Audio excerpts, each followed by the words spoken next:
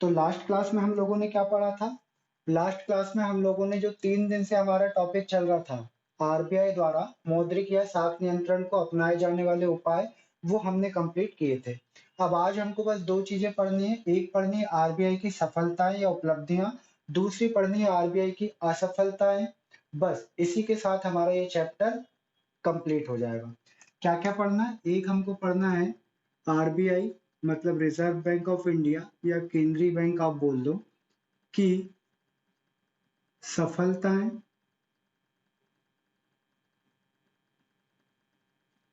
जिसको हम बोल सकते हैं क्या? उपलब्धियां।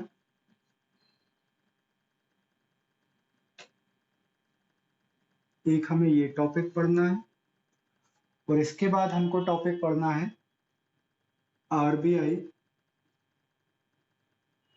की असफलताएं।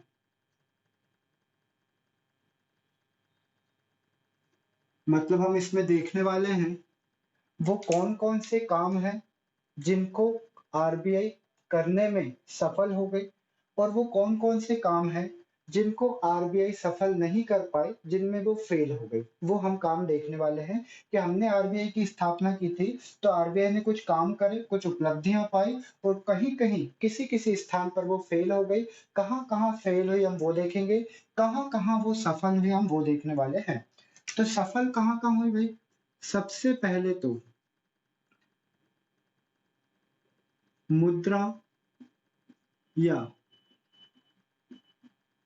साख आपूर्ति पर नियंत्रण पा लिया। ये पहली सफलता। क्या? कि देश में जो मुद्रा की आपूर्ति थी या जो साख थी, मतलब कुल मिला के पैसा, कि अर्थव्यवस्था में जितना भी पैसा चल रहा है उस पर उसने नियंत्रण पा लिया। सर कैसे नियंत्रण पा लिया? तो अभी तक 3 क्लास में हम यही तो देख रहे थे कि उन्होंने मुद्रा या साख की आपूर्ति को नियंत्रण करने के लिए कुछ उपाय अपनाए थे। एक थे मात्रात्मक, दूसरा गुणात्मक। उन उपायों के जरिए आरबीआई ने क्या कर लिया? मुद्रा या साख आपूर्ति पर नियंत्रण पा लिया। दूसरा,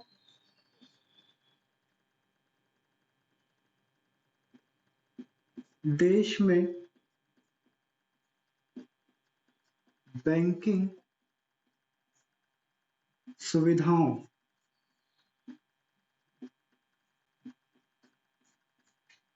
का क्या हुआ? विकास हुआ।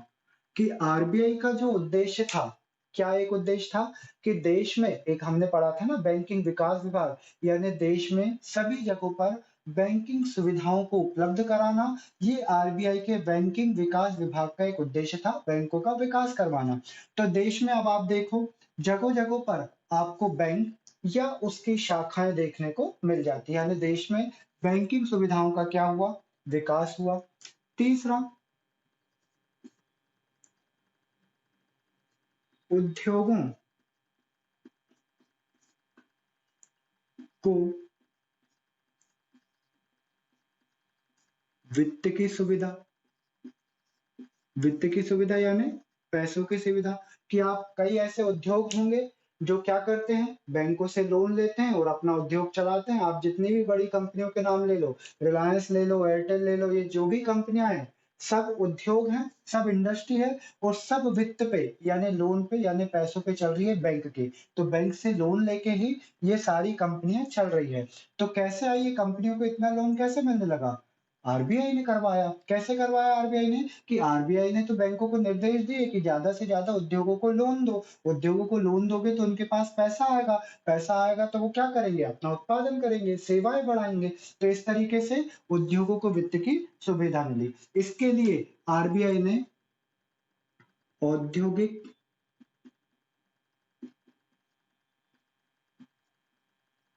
वित्त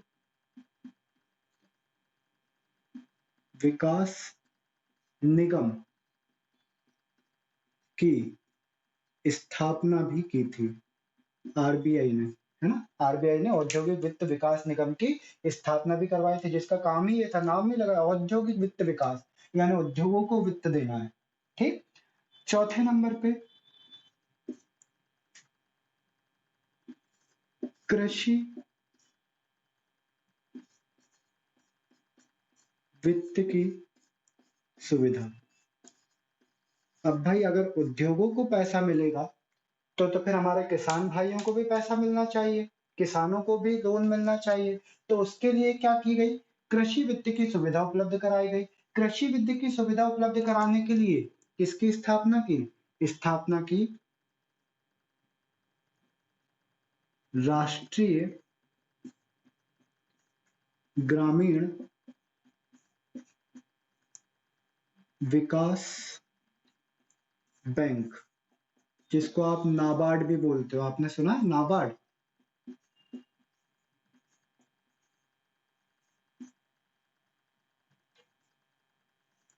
की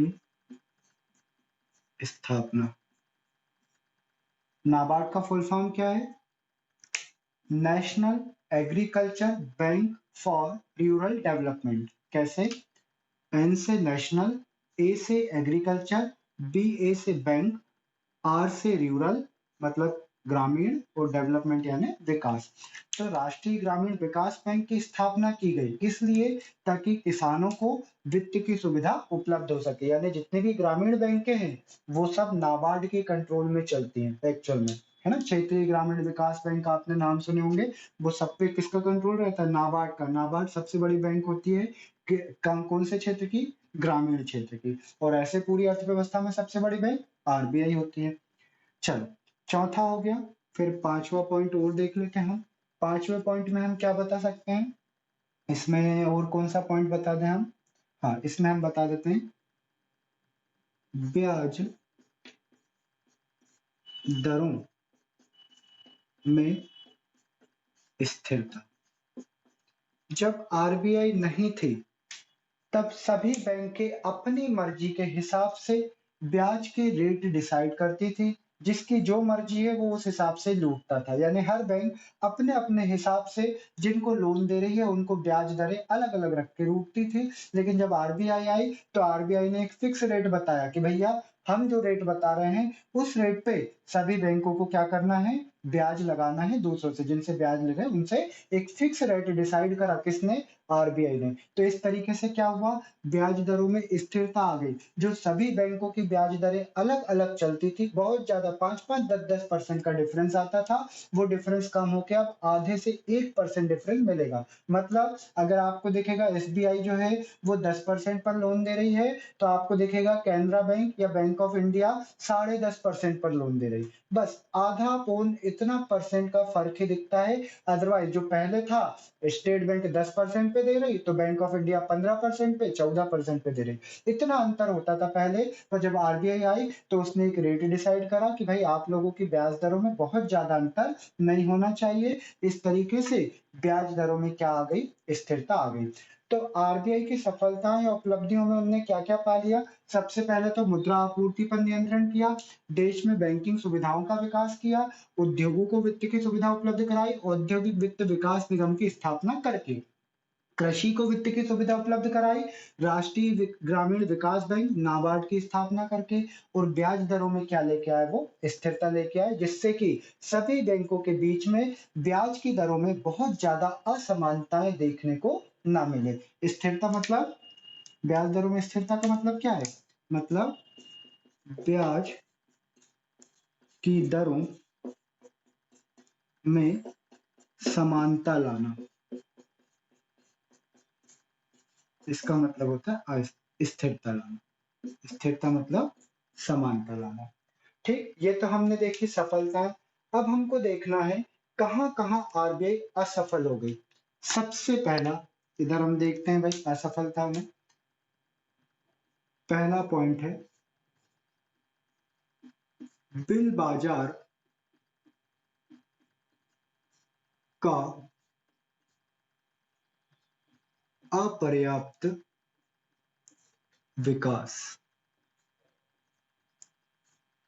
अब ये बिल बाजार का अपर्याप्त विकास क्या, तो बिल बाजार यानी विनिमय बिल, विनिमय बिल, विनिमय विपत्र। खास तौर से बिल में आते हैं आपके चेक, ड्राफ्ट, इन सब की बात कर रहे हैं। तो वो क्या बोल रहे हैं इन बाजार का अपर्याप्त विकास हुआ। मतलब ये मार्केट में ज्यादा चलने को देखने को नहीं मिले। देखने को क्या मिला? केवल कैश। आज भी आप देखो कि कई ऐसी दुकानें हैं जो चेक और ड्राफ्ट एक्सेप्ट नहीं करती। वो क्या बोलती, भैया कैश हो तो आओ मेरे पास, हमारे यहाँ नहीं चलते ये चेक और ड्राफ्ट, हमको तो केवल कैश दो, हम केवल कैश लेंगे।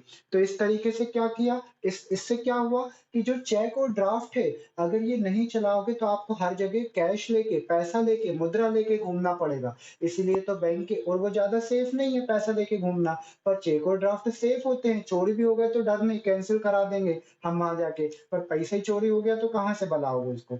तो चेक और ड्राफ्ट अगर इनका पर्याप्त विकास नहीं हुआ तो क्या होगा, सभी व्यक्तियों को, सभी लोगों को हाथ में कैश लेके चलना पड़ेगा। लेकिन आरबीआई की असफलता यही रही कि वो इन चीजों का ज्यादा मार्केट डेवलप ही नहीं कर पाया। अधिकतर आप मार्केट में देखोगे तो चेक और ड्राफ्ट चलने को मिलते ही नहीं, केवल कैश चलने को मिलता है। तो चेक और ड्राफ्ट हमारे बिल हुए का अपर्याप्त विकास, ऐसा हम इसमें बोल सकते हैं। मतलब ये ज्यादा चलने को प्रचलन में नहीं मिलते। ये तो पहली चीज हुई। दूसरी चीज जो आपने बोली, क्या देश में बैंकिंग सुविधाओं का विकास, तो यहां पर वही लिखेंगे, बैंकिंग सुविधाओं का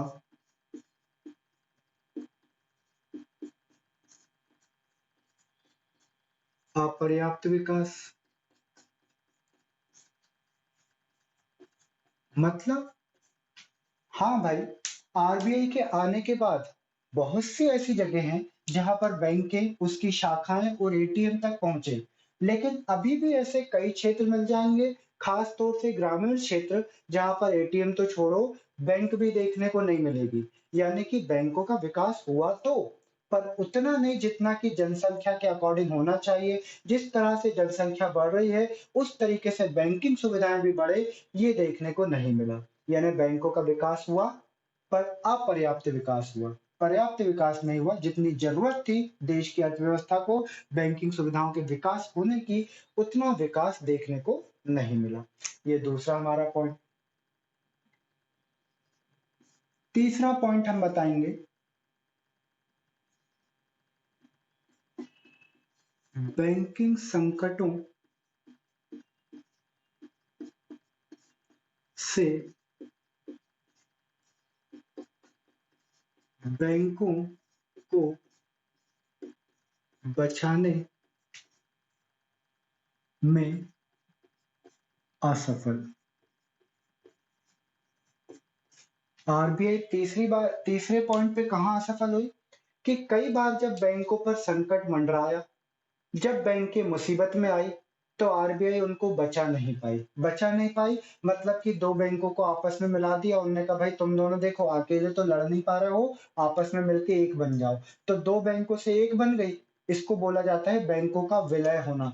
जैसे अगर आपकी नॉलेज के लिए मैं बताऊं कि आज जो हमारी इलाहाबाद बैंक थी, वो इलाहाबाद बैंक अब खत्म हो गई है, वो जाके मिल गई है इंडियन बैंक में। क्या बोला मैंने, कि जो हमारी इलाहाबाद बैंक थी, इलाहाबाद बैंक, वो इलाहाबाद बैंक क्या हुई, एक और जो बैंक थी इंडियन बैंक। ये बैंकों के नाम है भाई, जैसे आपने, मुझे नहीं पता आप लोगों ने ये नाम सुने कि नहीं, पर जैसे state bank, bank of India, Canara bank, Dena bank, Vijaya bank, bank of Baroda, central bank वगैरह, PNB, Punjab and Sind bank जो होता है, Punjab national bank, Punjab and Sind bank जो होती हैं, ऐसी बैंक में एक इलाहाबाद बैंक है और एक इंडियन बैंक है। तो गवर्नमेंट ने क्या किया, ये जो इलाहाबाद बैंक है इसको खत्म कर दिया और इसको पूरा का पूरा किस में मिला दिया, इंडियन बैंक में। तो इंडियन बैंक में आ गई और इलाहाबाद बैंक का नाम खत्म हो गया। अब देश में दो बैंकों में से, इलाहाबाद और इंडियन बैंक में से केवल एक बैंक बची, इंडियन बैंक। तो इस तरीके से बैंक क्या हुई, इलाहाबाद बैंक का तो अस्तित्व ही खत्म हो गया। ठीक इसी तरीके से तीन बैंकें और थी, एक थी देना बैंक, दूसरी थी bank of Baroda, bank of Baroda ऐसे बीओबी लिख देता हूँ शॉर्ट में, है ना। सॉरी, देना बैंक, यहाँ पर लिखता हूं मैं एक, विजया बैंक, और एक थी हमारी बैंक ऑफ बड़ौदा। तो ये हमारी बैंक थी तीन, जिसमें से देना बैंक और विजया बैंक दोनों को मर्ज कर दिया बैंक ऑफ बड़ौदा में। और आज की डेट में देना बैंक का कोई अस्तित्व नहीं है, विजया बैंक का कोई अस्तित्व नहीं है, अस्तित्व है केवल बैंक ऑफ बड़ौदा का। तो देश में 2 बैंक और खत्म हो गई, देना बैंक और विजया बैंक। और ये प्रैक्टिकल बता रहा, सही में नहीं कि अच्छा ऐसा होता है, इसको विलय बोलते हैं, होता है, इसको विलय तो बोलते ही हैं, पर ये सच में हो गया है ना। जब कुछ बैंकों को किसी बैंक में मिला दिया जाता है तो उसे बोला जाता है बैंकों का विलय होना। विलय का मतलब मिल जाना। तो ये बैंक के इसमें मिल गई, ये बैंक के इसमें मिल गई मतलब इसके एम्प्लॉय इसमें काम करने लगे, इधर पोस्टर ऊपर बोर्ड लग गया इंडियन बैंक, इन बैंकों के ऊपर बोर्ड लग गया बैंक ऑफ बड़ौदा का, इन बैंकों का अस्तित्व खत्म हो गया। तो ये क्या है, बैंकों को तो आप बचा नहीं पाए, आरबीआई इन बैंकों को अभी भी नहीं बचा पाई है। तो अभी की इस साल की बात है, इस साल ये हुई 2020 में ये मर्ज हुई है। तो बैंकिंग संकटों से बैंकों को बचाने में आरबीआई क्या रही, असफल रही, है ना। ये हमारा पॉइंट हो गया। चलो उसके बाद फिर नेक्स्ट पॉइंट की हम बात करें। हाँ, तो नेक्स्ट पॉइंट हमारा क्या, चौथा पॉइंट आपने बोला कृषि वित्त की सुविधा। तो यहां पर हम लिख देंगे क्या, कृषि वित्त की कमी।